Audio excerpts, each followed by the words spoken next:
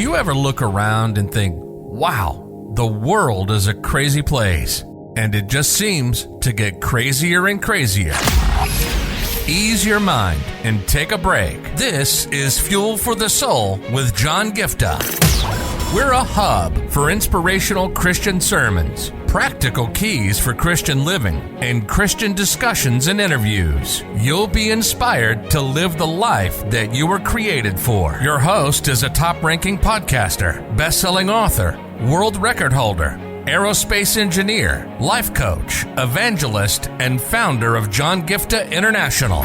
Welcome to Fuel for the Soul with John Giftah.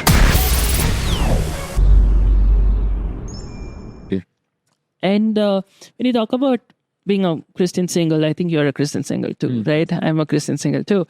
I think there's this one aspect. I don't know, it's very sensitive to talk about it, but it's like you don't want to do ministry with an intention of getting someone.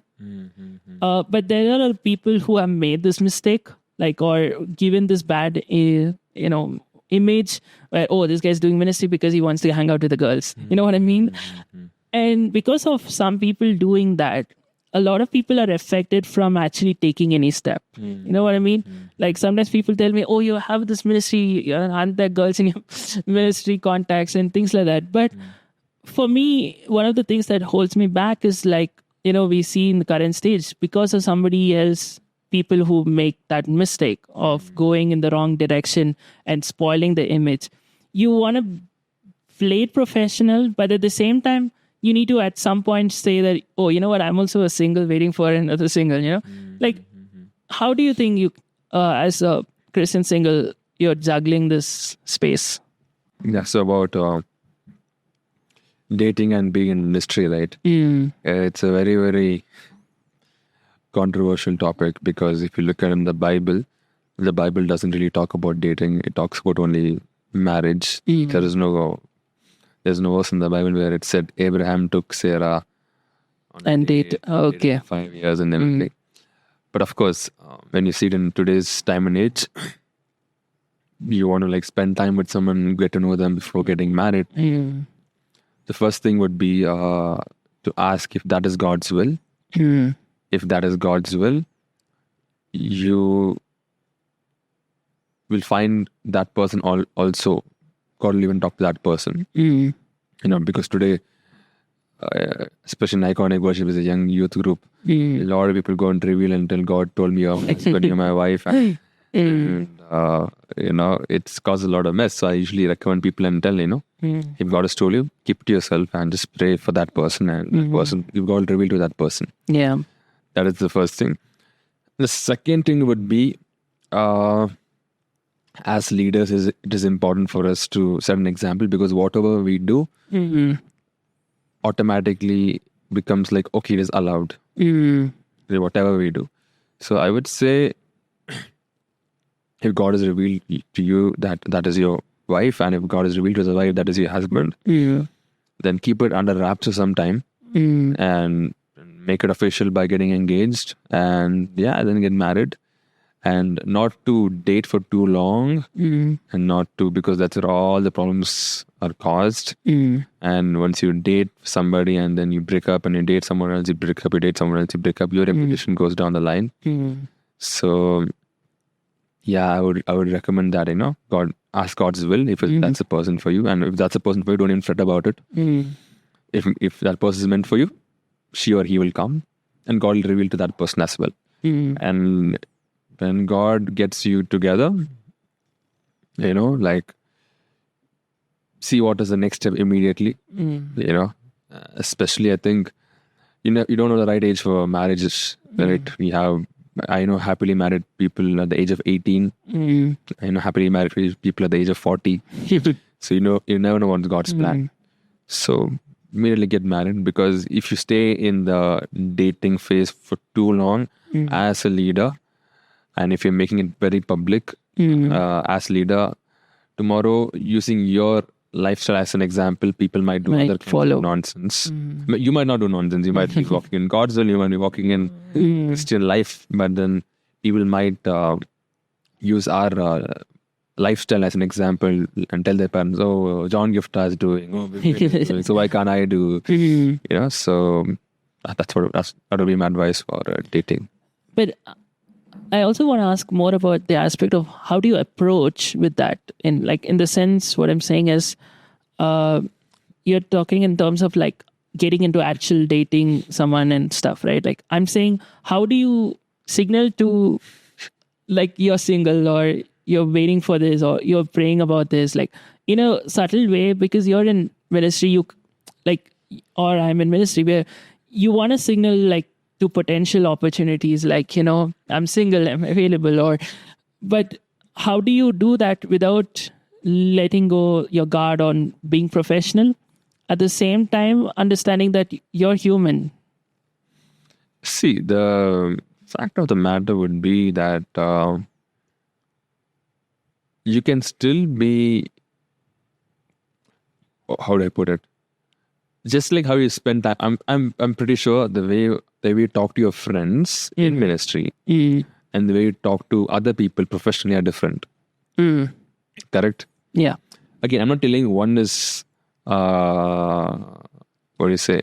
Less honorable or one is less honorable. It's you're just comfortable more with your friends. So I think when it comes to dating also, if you know that's the person for you, first I would you would obviously be friends with that person, and I truly believe that with all due respect, with every principle in the Bible, you can still be friendly with them. You can still be yourself with them. Just because you're a man of God doesn't mean that you're just like, okay, hello, praise the Lord, hallelujah, all the time. You don't talk about anything else. Or you open the Bible, it's Adam, Eve, David, Joseph. No. It's just similar to how you're a Christian friend. You talk about world events. You talk about fun stuff happening around the world. You talk about good food to eat, Sometimes people forget that Christian leaders are still humans. Yeah, they forget that big time. They forget that a lot. Yeah, and what was I going to tell? I was going to say something very nice. Forgot the point, just came to my mind. But yeah, the baseline about us being humans and us having a good time, us having fun, while still upholding by biblical principles is very much possible. It's not like every time you open it's just about Bible, blah, blah, blah, blah, yada, yada, yada, yada. Come on, I would get bored. Yeah. I would get bored, right? There are stuff you can talk about, but still upholding Bible values. And one thing I see, which is really, really wrong in my aspect, especially in ministry, is when a man of God marries another woman of God, only with the sole reason she would help in the ministry. So stupid. Yeah. Let's say you're a preacher. And you're like, okay, if I get a girl who sings, that'd be great. If you're a singer, I can get a girl who plays an instrument. As it's very logical. This is like very transactional. True. It's like, okay, I'll have a singer for lifetime. I'll have musician for lifetime in ministry. I got it. At the end goal, forget ministry, forget everything. You're a man, she's a woman. Do you really like her as a person? Yeah. Do you enjoy spending time with her? Do you like talking to her? Do you like walking with her? That should be the baseline. And upon that, these are the added benefits. If she sings, great, she can help you in the ministry. But keeping that as the sole reason why you're getting married, you're sacrificing your personal life. Yes. At the end of the day, after all the ministry, after all the hullabuza, when you guys get back home, can you talk together? Can you have a 5-minute talk as human beings? Can you make each other laugh? Can you make each other feel safe? Can you make each other feel secure? Yeah. Can you make each other feel loved? Can you make each other feel valued?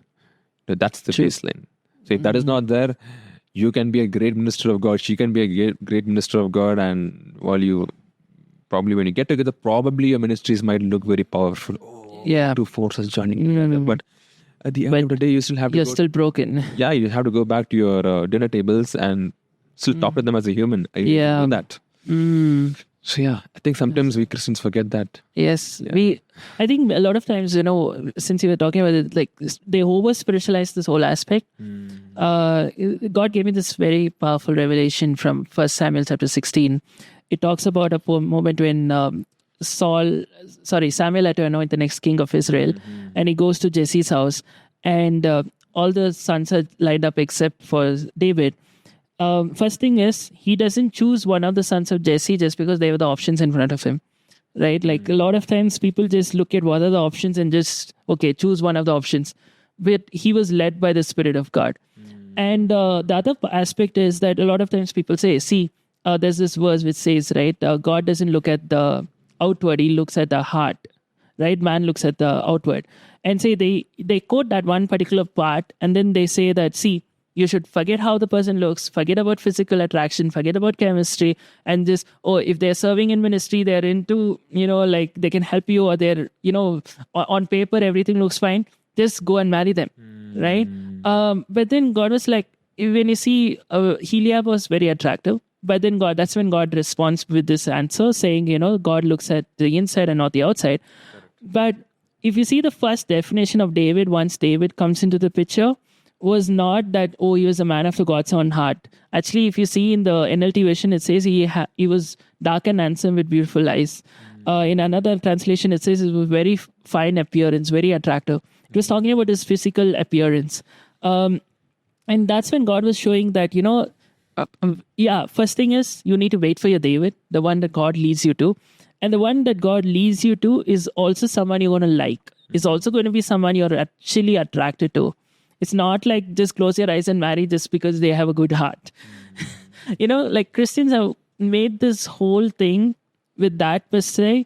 And that's, I think, is one of the biggest reasons why there's such a rise in divorce cases. There's all of these things happening, imbalance. And the other reason I told you about why we want to be really careful as leaders is because I don't want to be pessimistic, but I see a lot of ministers, the minute they come and reach higher levels, girls just come out of the, how do I say this? Like, this case happened 25 years ago and, stuff like that they bring out.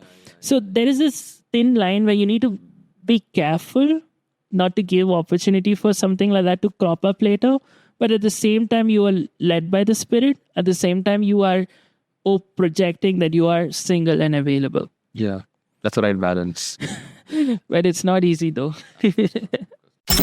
You've been listening to Fuel for the Soul with John Giftah. We hope you were blessed and inspired to live the life that God has for you. Make sure to subscribe to the John Giftah YouTube channel for regular uploads of sermons, skits, interviews, and more. Follow John Giftah on Instagram for regular inspirational posts. And don't forget to check out the best-selling books written by John Giftah, Who Am I?, which will help you understand your identity, and the latest #1 bestseller, Unveil Your Purpose, helping you discover your purpose and to start walking in it. Make sure to leave a rating and review, and be sure to share it with your friends and loved ones. If you'd like to donate, you can find the PayPal link in the description. And if you'd like to invite John Giftah to speak at your event or to get more details, go to the website at www.johngiftah.com. See you on the next episode of The Fuel for the Soul with John Giftah.